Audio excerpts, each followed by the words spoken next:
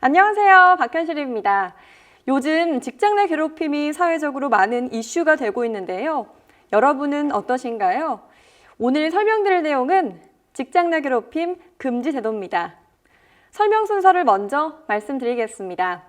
첫 번째, 직장 내 괴롭힘 금지 제도의 시행 배경과 관련 법률의 현황.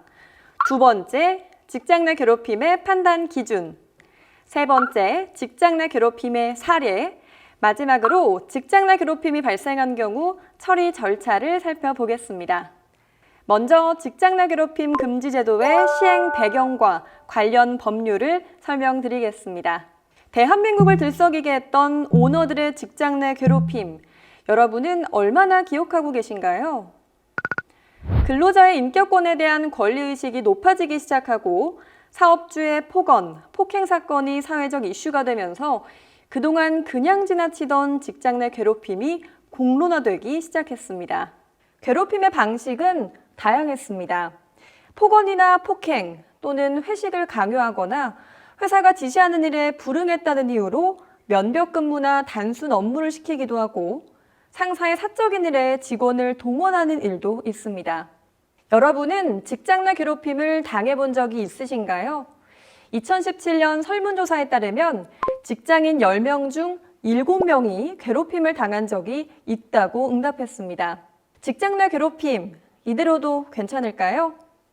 만약 이런 상황을 계속해서 방치한다면 법적 문제를 유발하는 건 물론이고 피해자의 직무 몰입을 해쳐서 기업의 생산성도 하락하고 회사 이미지에도 큰 손실을 가져올 수 있습니다. 직장 내 괴롭힘을 방지하는 건 근로계약에서 유래하는 사용자의 안전과 배려 의무에 기반한 것이기도 합니다. 사용자는 근로자의 인격권 보호와 쾌적한 근로환경 제공을 위한 의무를 다해야 합니다. 직장 내 괴롭힘 방지는 서로 간의 인격을 존중하는 것에서부터 시작된다는 것 꼭 기억해 주세요. 하지만 이런 일반 원칙으로 직장 내 괴롭힘을 해결하기에는 한계가 있기 때문에 정부는 2017년 직장 내 괴롭힘 관련 대책 마련을 국정과제로 정하고 2018년 관계부처 합동으로 직장 등에서의 괴롭힘 근절 대책을 발표했습니다. 그리고 드디어 2019년 7월 16일 직장 내 괴롭힘을 금지하고 사업장에서의 괴롭힘 처리 절차 등을 규정한 개정 근로기준법이 시행됐습니다. 자, 그럼 지금부터 관련 법률의 내용을 간략하게 살펴보겠습니다.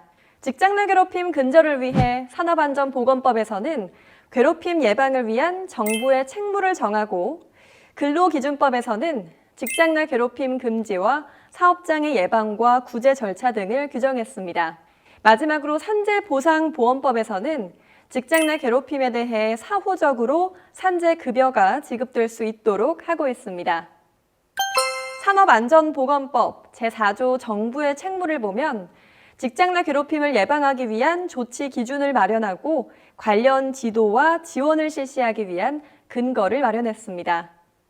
다음으로 근로기준법을 살펴보면 사용자와 근로자 모두 직장 내 괴롭힘을 해서는 안 된다고 규정하고 있습니다.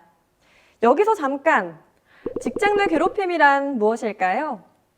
먼저 사용자나 근로자가 직장에서의 지위나 관계 등의 우위를 이용해 업무상 적정 범위를 넘어 다른 근로자에게 신체적, 정신적 고통을 주는 행위를 말합니다. 또한 업무상 적정 범위를 넘어 다른 근로자의 근무 환경을 악화시키는 것도 직장 내 괴롭힘에 해당합니다. 개정된 근로기준법에 따라 직장 내 괴롭힘을 방지하기 위해 사용자는 직장 내 괴롭힘 예방과 괴롭힘이 발생했을 때 조치 등에 관한 내용을 취업 규칙으로 작성해야 합니다.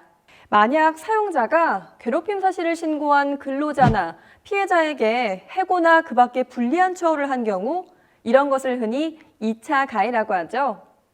이 경우 3년 이하의 징역 또는 3천만 원 이하의 벌금에 처해질 수 있습니다. 마지막으로 산업재해보상보험법입니다. 직장 내 괴롭힘으로 인한 업무상 정신적 스트레스가 원인이 되어 발생한 질병을 업무상 재해로 보아서 산재 보상을 실시하고 있습니다. 지금까지 직장 내 괴롭힘 금지 제도가 시행된 배경과 관련 법률의 주요 내용을 살펴봤습니다. 다음 차시에서는 우리 마스코트 다정이와 함께 직장 내 괴롭힘을 어떻게 판단하면 좋을지 그 기준을 살펴보고 다양한 사례를 통해 확인해 보도록 하겠습니다. 기대해 주세요.